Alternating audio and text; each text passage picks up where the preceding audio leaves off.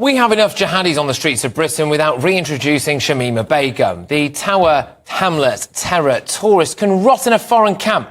We've already removed her citizenship. Why on earth would we want to go back on that? She is currently embarking on a 3-day appeal hearing to have her citizenship reinstated. I hope, for goodness sake, that she isn't funding these appeals through legal aid, although I suspect that she probably is, which would mean that we're all paying for it, obviously.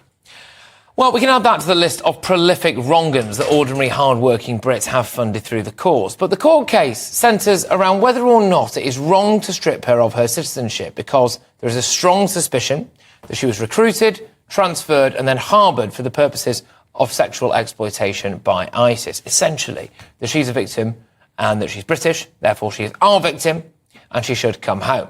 Right, look.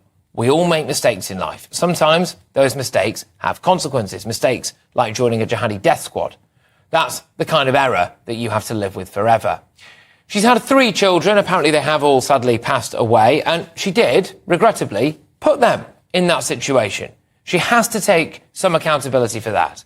She's believed to have sewn suicide bombers into their vests. She was hardly a spectator to Islamic State's authorities and crimes. People say that she was young. She didn't know what she was doing. She was reportedly a straight-A student who was 15 at the time, and many people want 16-year-olds to have the vote. She's old enough to know the difference between right and wrong, especially when it comes to Islamist extremism. This country is taken for mugs all the time. We really are. Like when people shouting about jihad on the streets under a banner of Muslim armies are apparently deemed not to be a problem. And I think we might be being lied to about Shamima as well.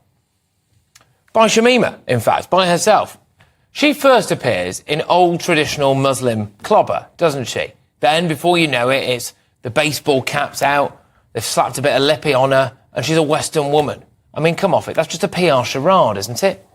When we next see her, will she be wearing a crop top, have a face full of Botox and lip filler, eating fish and chips and singing Rule Britannia? I mean, jog on. I don't care whether or not she poses a huge risk, actually. Any risk at all is too much. It's the message that it sends out to other would-be jihadis, isn't it? Yesterday, the Prime Minister said that jihad posed a threat to British values. Well, we need to make sure, don't we, that this jihadi bride never comes back to Britain.